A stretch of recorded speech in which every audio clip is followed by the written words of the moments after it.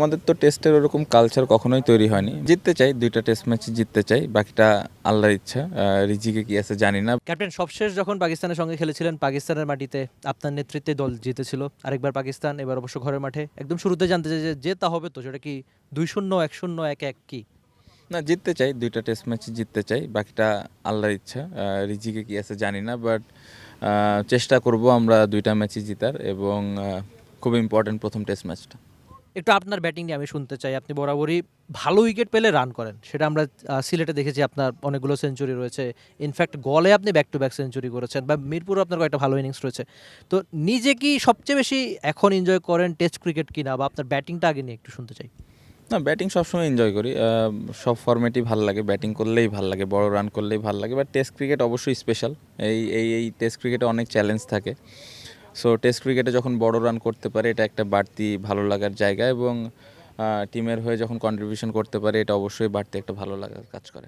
আপনি যদি পরিসংখ্যানের দিকে তাকান, আপনি অলরেডি কিন্তু বাংলাদেশের টেস্টের ইতিহাসের অন্যতম সেরা ক্যাপ্টেন হয়ে গেছেন। যেহেতু আমাদের টেস্ট ক্রিকেট একটা সময় অনেক বড় সাফল্য ছিল না। আপনি রাওয়ালপিন্ডিতে টেস্ট জিতেছেন, নিউজিল্যান্ডকে হারিয়েছেন, ঘরের মাঠে কয়েকটা সাফল্য রয়েছে মিরপুরে।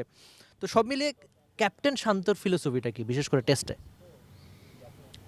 আহ, আমার কাছে মনে হয় যে আমাদের তো টেস্টের ওরকম কালচার কখনোই তৈরি হয়নি। বাট আপনি যদি লাস্ট ২-৩ বছর দেখেন একটা সেটেল টিম বা সুন্দর একটা এনভায়রনমেন্ট এবং মাঠের পরিবেশ খুব ভালো, অফ দ্য ফিল্ড খুব ভালো এবং এই জিনিসগুলো আস্তে আস্তে তৈরি হচ্ছে।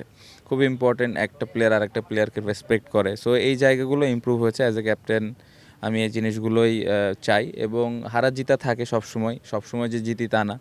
বাট খুব ইম্পর্টেন্ট যে আমরা কতটুকু কম্পিটিটিভ ক্রিকেট খেলতেছি, অপোনেন্টকে ওই চ্যালেঞ্জটা দিতে পারতেছি, এই জিনিসগুলো আমাদের টেস্ট ক্রিকেটে আনাটা খুব জরুরি।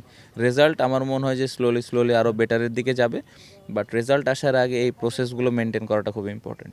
ক্যাপ্টেন আরেকটা ব্যাপার একটু জানতে চাই যে আমরা দেখা যায় যে বছরে কয়েকটা টেস্ট খেলি, আগে তো আরও কম খেলতাম, এখন অবশ্য তা বেড়েছে।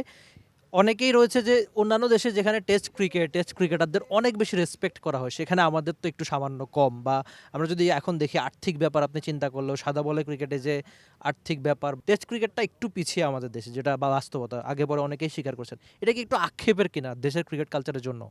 অবশ্যই আক্ষেপের। আমার মনে হয় যে প্লেয়াররা তো চেষ্টা করতেছে, প্লেয়াররা কিন্তু খেলতে চায়, সবাই খেলতে চায়। এই জায়গাটাতে আসলে সবার হেল্পটা ইম্পর্ট্যান্ট। যারা খেলা দেখেন, সাধারণ মানুষ থেকে শুরু করে ফ্যানরা খেলা দেখেন, আমি বলবো যে এই ক্রিকেটটাকেও আরেকটু ইম্পর্টেন্স দেওয়া। পাশাপাশি আপনারা যারা আছেন তারাও এই জায়গাটাতে আরেকটু কীভাবে ফোকাসটা আনা যায় এটা আপনাদেরও একটা দায়িত্বের মধ্যে পড়ে। বাট আমি এতটুকু বলতে পারি যে প্লেয়াররা চেষ্টা করছে, ক্রিকেট বোর্ড চেষ্টা করছে এই জায়গাগুলোতে আরেকটু কীভাবে প্লেয়ারদেরকে ওই রেসপেক্টটা দেওয়া যায়। সো সবার সম্মিলিত হেল্প যদি থাকে আমার মনে হয় যে এই টেস্ট ক্রিকেটটা স্লোলি আরেকটু গ্রো করবে। For more updates, subscribe to our YouTube channel and click on the bell icon. Follow us on Facebook and Instagram.